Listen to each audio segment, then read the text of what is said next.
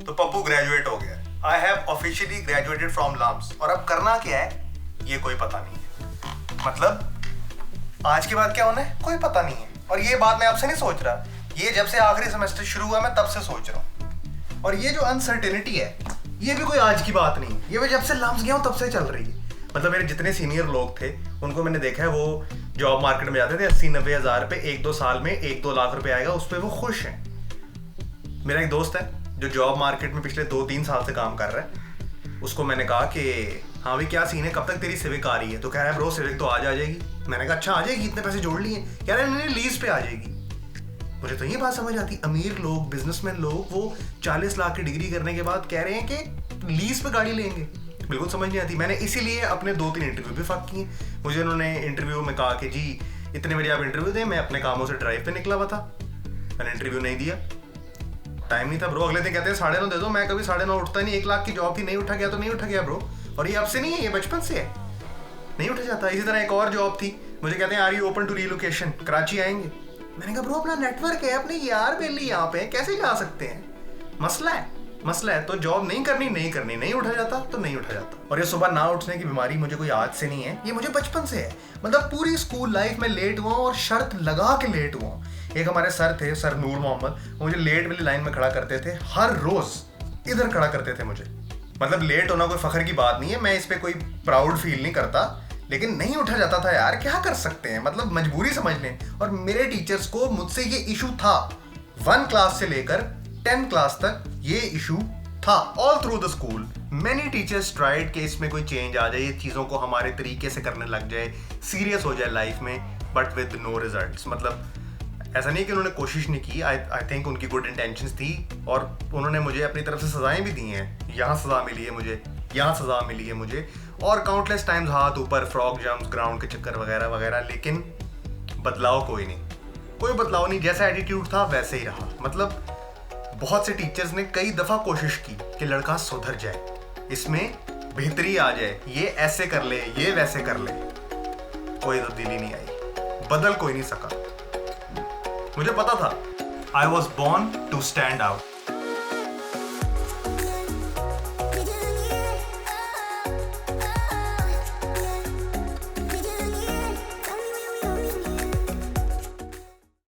वो बात मुझे अब आके समझ आई है कि लोगों को तकलीफ होती है आपसे, और ख़ासकर तकलीफ कब होती है जब उनको ये लगता है कि जो आप कर रहे हैं वो आप अच्छा कर रहे हैं तो आप कैसे कर सकते हैं, या अगर आप कर रहे हैं तो वो क्यों नहीं कर सकते ऐसे। मैं कोई अपने टीचर को ये नहीं कह रहा, हो सकता है वो मेरी बेहतरी के लिए कर रहे हो, लेकिन ये मसला मेरे साथ अब भी है कि लोग सड़ते हैं। मतलब उनको सड़ास हो रही है कि ये जो भी कर रहा है ऐसा क्यों कर रहा है। मैं जब यूनिवर्सिटी भी गया था तभी मेरे साथ ये मसला था, और ये मसला स्कूल से मेरे साथ है कि लोग सड़ते रहते हैं, लेकिन किसी को ये काम करने की कॉस्ट नज़र नहीं आती। फॉर एग्जाम्पल अगर मैं इस वक्त बैठ के सड़ूँ इस बात पे कि जब जस्टिन बीबर 17 साल का था वो सेलिना को डेट क्यों कर रहा था, तो भाई उसने गाने बनाए हैं, उसके लिए मेहनत की है, तो वो डेट कर रहा था। मैं इधर बैठ के अगर सड़ूंगा तो उससे कोई फ़र्क तो नहीं पड़ेगा ना। तो लोगों को सिर्फ एंड रिजल्ट नज़र आता है। मैं भी इसी तरह नथिया गली गया हुआ था अपने दोस्त के घर, तो वहाँ उसने बहुत महंगा घर लिया, ठीक है। लोग देख के कह रहे हैं यार वाह यार बड़ा महंगा घर लिया, तेरे पास तो बड़े पैसे हैं। उनको वो नहीं नज़र आ रहा जो उसने रगड़ी है, इतने साल मेहनत की है, वो नहीं उनको नज़र आ रही। उनको सिर्फ एंड प्रोडक्ट नज़र आ रहा है, वो कह रहे हैं क्या बात है, और सड़ रहे हैं वो। तो मुझे लगता है कि बहुत सारे लोगों को मुझसे इसलिए भी इशू था कि एक तो ये डिफरेंट तरीके से चीज़ें कर रहा है, मतलब फड्डे भी मैं कर रहा था, लोगों के खून भी निकाल रहा था। मतलब मैं इस बात में भी प्राउड फील नहीं करता कि मैं फड्डे कर लेता था और रिजल्ट भी मेरे ठीक आ रहे थे।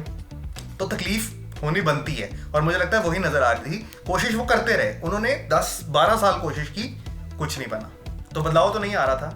मैं स्कूल के बाद यानी स्कूल के एंड पे एकेडमी चला गया, यूनिक साइंस एकेडमी 113 वाला कैंपस जो है, और वहाँ की बदमाशियाँ काफ़ी डिफरेंट थी।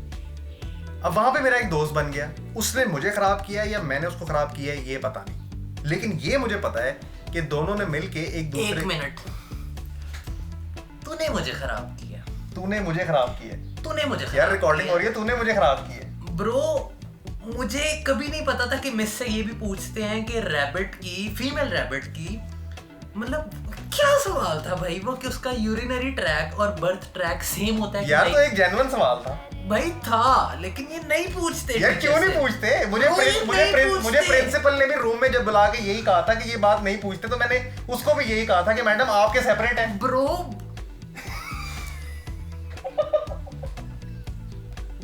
रिकॉर्डिंग करने थे। मैंने वाकई ये कहा था उसको।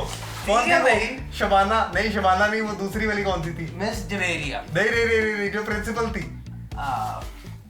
ब्रो यार वो जो काफी हॉट सी थी, जो छत पे पकड़ी गई। ब्रो नहीं यार, फरजाना क्या नाम था यार उसका?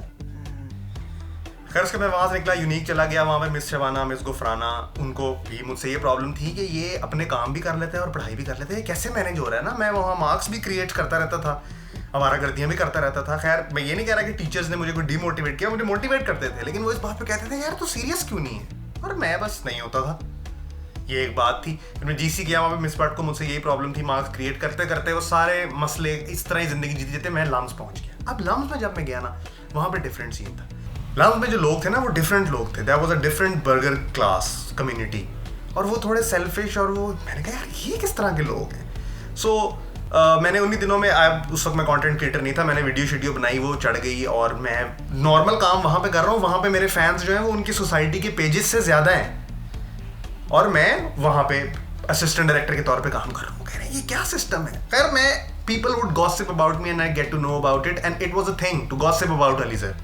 आई don't know, this was a thing, और मुझे समझ नहीं आती ये क्या हो रहा है। मतलब मैं I was trying to be nice to the people and the people were not nice to me. I don't know why, because probably I did things, I am not flexing this, just spitting out facts. I think this was because as they wanted to do something, उनसे हुआ नहीं, and I did it earlier, मैंने पहले कर लिया। मसला था उनको इस बात से, और वो इस बात पे उन्होंने मुझे आउटकास्ट कम्युनिटी में डाल दिया। तो I would see people sitting on the couch listening to मूरू एंड शमून एंड सेइंग कि यार ये आर्टिस्ट है। मतलब सोसाइटियों वाले उनको अपनी सोसाइटी की इवेंट्स में बुलाने के लिए एक वो फील करते थे कि वो ये मूरू आ रहा है। मैंने कहा अच्छा ठीक है। Then by the use of my content I was able, films याद है ना, फिल्म्स के बाद I was able to be friends with the people that those people were fan of. वो जिसके फैन बॉयज थे ना, जिनके वो फैन बॉयज एंड गर्ल्स थे कि मूरू मूरू, उसके साथ मेरी चिलिंग थी। मतलब वो कहते थे यार मूरू से ये काम करवा देना। लाइक अच्छा क्या सीन है। फिर वो तुम कह रहे थे वो सोसाइटी में अली सर का बिहेवियर ठीक नहीं है, अब तो क्या हेल्प चाहिए मेरे से, क्या सीन है, अली भाई शाउट आउट दे दे वाला सीन है। तो वो ये फ्लैक्स नहीं है, मैं फिर बता रहा हूँ, ये इट्स जस्ट फैक्ट। शमून के गाने सुन के उधर लोग फन क्रिएट करते थे, and I was chilling with Shamoon इन इस्लामाबाद।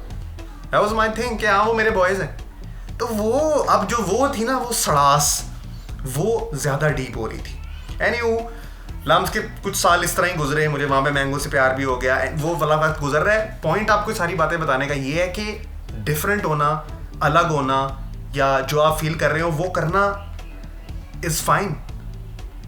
अगर आपके पास कोई USP है, यूनिक एक मार्केट है, उसके अंदर हर बंदा दही बल्ले बेच रहा है, और आप भी दही बल्ले, अच्छे दही बल्ले लेके जाएं तो नहीं बिकेंगे, because there is no unique selling point. You take Chinese to that market and you will be selling it. Obviously जब आप उस मार्केट में जाएंगे तो दही बल्ले वाले की आपसे जलेगी कि आप चाइनीज नहीं बेच रहे, बट दैट डजंट मैटर। आपका चाइनीज बिक रहा है is the thing. My unique selling point was being different, being non-serious about things. When things come, when job interviews come, लोग मैंने देखे हैं तरसते हुए, when job interviews come, I sleep on them because I don't want a job. I have applied for the jobs just because I like it. I did FSC pre-engineering and then I went to business just because I liked it. People said, you're unserious, you're that. I didn't care about it because I know my product was selling, I was being sold. I've just graduated and I'm able to do stuff by the grace of God, by the help of you guys, that most people are not able to do even after 5 years they've graduated. They're not able to do it. And all this because I accepted me being different and I believed in my dreams. I stayed long so that I could dream long and then I went to achieve it. Long story short, 4 हफ्ते हुए मेरी graduation को और मैंने already paid काम Instagram और YouTube की 4 videos की हैं उन बॉयज़ के साथ जिनको मेरे hater fan boys and girls fanboying करते थे, जिनकी उन्हीं लोगों के साथ एक नॉर्दर्न एरियाज का ट्रिप लगा लिया। I have directed a music video that will come out soon. Agencies and brands are talking to me. They want to work with me. I have already set up an office and I'm already running a business that is doing its own thing. And I was able to do all this because I was different. And I was able to channelize my difference into making something. And I embrace that I was born to stand out. And I'd like to take this opportunity to thank Techno Camon 17 Pro, this phone basically, which has 64 megapixel back cam, quad camera, and 48 megapixel front camera, 90 hertz display, 8 gigs of RAM. Great device, very affordable to help me achieve the dream and be a little closer to it. And I was able to do all of this because I was born to be different and I embraced it. Music video, multiple videos, northern areas ka trip. Do not plan on stopping anytime soon. My question to you guys and the haters, what the fuck have you done lately?